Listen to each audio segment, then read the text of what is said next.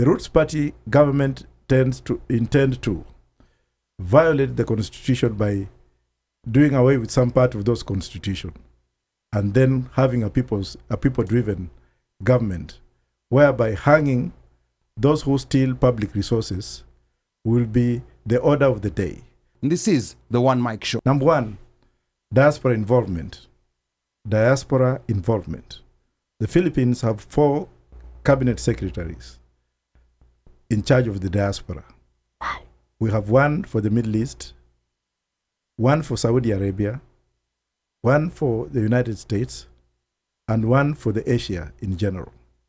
The amount of money they generate, the amount of brain gain and brain drain policies that they have made the Filipinos very, very successful.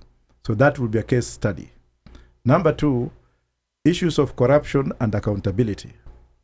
The Roots Party government intend to violate the constitution by doing away with some part of those constitution, and then having a people-driven government, whereby hanging those who steal public resources will be the order of the day. We shall borrow a leaf from China, whereby if you are found guilty of corruption in China, you are hanged.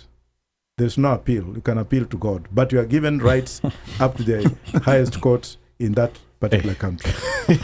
Number 3, legalization and commercialization of marijuana farming. I didn't want to come to this because that was a discussion for another time, but I'll just touch on it. 50 kgs of hemp, 50 kgs of hemp, according to Toronto Stock Exchange, $305 million US. That is 50 kgs of hemp. Hemp grows for 4 months. You don't need to fertilize it, and you don't need to insecticide it. The youth will be given an opportunity to venture into that through regulatory mechanisms. Education reform to bring in whatever it takes so that we can empower young men and women, Gen Zs, with affordable skills so that people can become independent entrepreneurs. Issues of reliance and dependency theory. We want to move Kenya from a begging nation to a working nation. That means we have to struggle and take punitive measures that the West might look at as dictatorship or human rights abuse. We shall have to come into this. Foreign labor and local empowerment, dividing Kenyans into regions, and I'll give you that in the following way.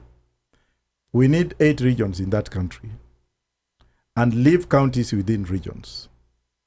We need to give autonomy, industrial autonomy to the regions, so that if, for example, Narok County, which is within Rift Valley, produces wheat for commercialization, tourism for commercialization, meat, hides and skins.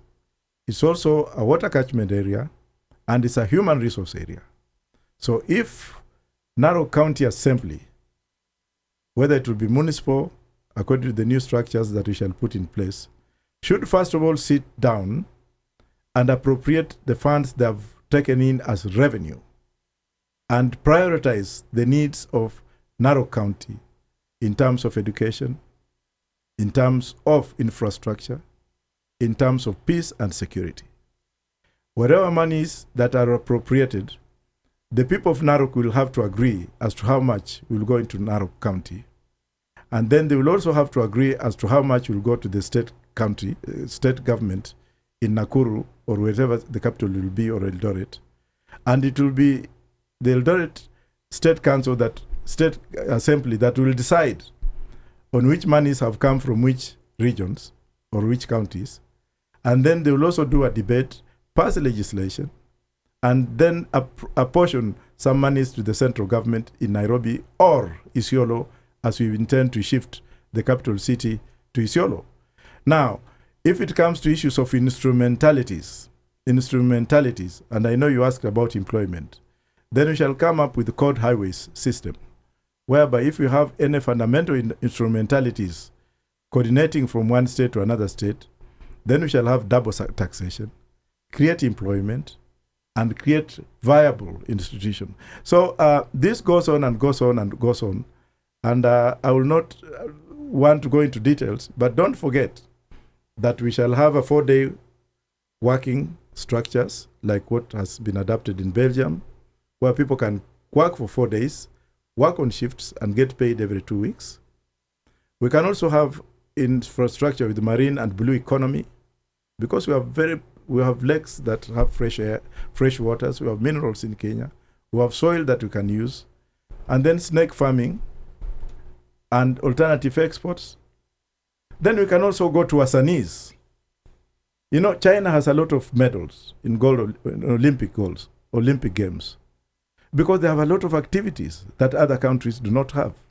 But Kenya has more activities than China. We have night runners. That's an activity which is actually within our mythology. We have snake charmers, where we get old women at home charming a poisonous snake and dancing with it. And in fact, in India, they have legalized that. Snake charmers in India and tourist attraction. Then you have also a role of widows, single mothers, who do not have any kind of help from the government, issues of health, issues of taxation. So we shall land this so that if somebody is coming for tourism, he doesn't just come for animals alone. He can go to designated areas like Luo Nyanza in Homa Bay, where even you have an association of night runners, so that they can go and see, visualize, think of how to catch this man when he's in the act. Just like when they are going to Amboseli, they have to drive around to look for animals or to see where they are.